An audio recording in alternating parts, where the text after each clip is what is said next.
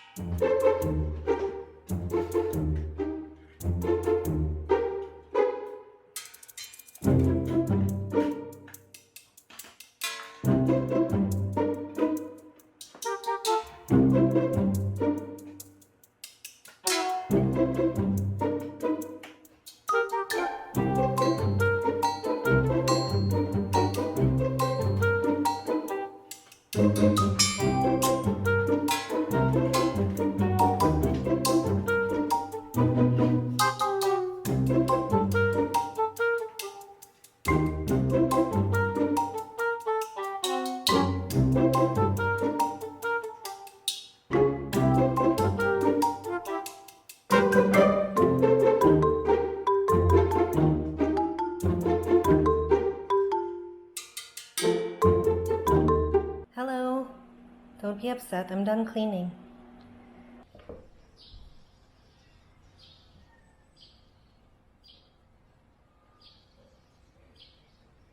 So every time I finish a project, this is the latest commission piece that I'm working on. Here you go, so you can actually see it. This is the latest commission piece that I'm working on.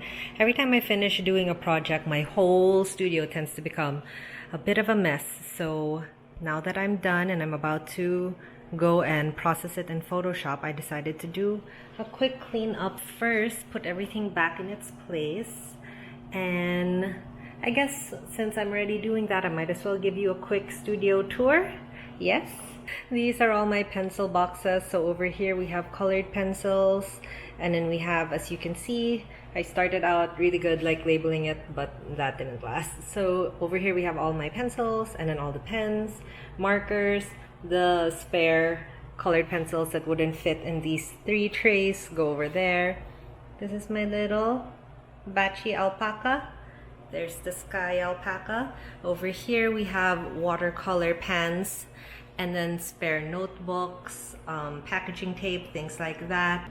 A little tub of washi tape there, more washi tape that I haven't even opened yet. Over here we have my paints, another box of more just kind of paints, like a catch-all and stuff. My plant, which I'm very proud for having kept alive, and look how tall it's grown. Batchy stuff, cleaning materials inside another box to hide it, more miscellaneous stuff. This is where I paint, so it's right by the window, nice and bright. This is where I usually hang my coats, and for now my bag, because earlier this space wasn't available, so I put it over there. It's my artwork.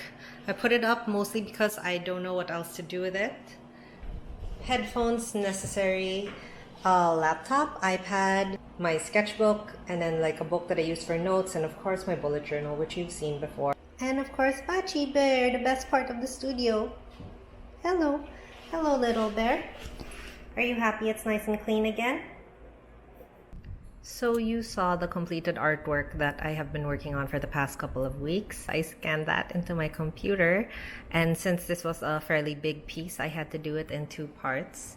And then now I'm going to open them both in Photoshop and put it together, clean up any mistakes I might have made, and send it off to my client.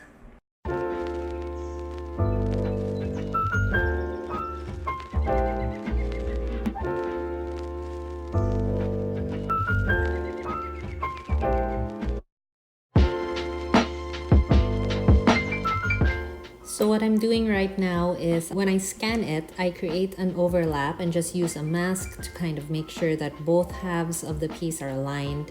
Now what I'm doing is I am comparing how it looks on my screen versus how it actually looks in real life. And I'm using layers like the HSL layer to make sure that the colors match. And always, always, always label your layers. You will be thankful that you did afterwards. So my niece and I bought her this little miniature DIY kit for us to do together on her birthday, and we finally finished it. And the best part about this is The light will turn on. wow! We made this! That's amazing! High five!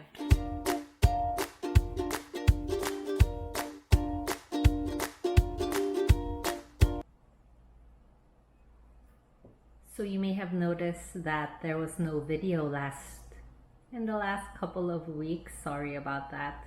I don't know if this happens to anybody else, but I go through these slumps, especially after I finish a piece of work that I really love, that I'm really proud of, like the one that I shot a video of the last time I uploaded a video. And when I sit down to make something new, I always think to myself, oh, that was a fluke, you're an imposter, you're never going to be able to recreate that, or you're never going to be able to make anything better than that. So I just push off creating things until the urgency to create disappears, which is horrible and something that you should never ever do, because the more you delay doing something, the easier and easier it becomes to just not do it. And also, as you saw, I had a commission piece that I was working on, so that's one reason why, although I love doing my personal work, I feel like every time I do a personal project, it really helps me to grow as an artist, to develop my voice, my skill level, my craft. Like, it just pushes everything forward every time I do something for myself. But having commissioned pieces with actual deadlines and clients and people who are counting on me to produce something because they need to use it, whether it be for a wedding or a birthday or anything like that really pushes me to make. Even if you feel completely unmotivated, it pushes me to make something because there are other people counting on me. And that's just a piece of advice that I wanted to share with anyone else out there who might be struggling with feeling like an imposter, or feeling like they're just unmotivated and don't want to do anything. Find a way to make yourself accountable, whether it be through client work, or if you feel like you're not ready for that, then just by telling a friend that, hey, I want you to ask me about this project that I'm working on by this time. Like, say at the end of the week, can you please ask me where I'm at with this project? So you know that there's somebody else aside from yourself who's holding you accountable to the work that you need to do. Just something that I've been thinking about lately, and yeah, thought I would share that for some unknown reason.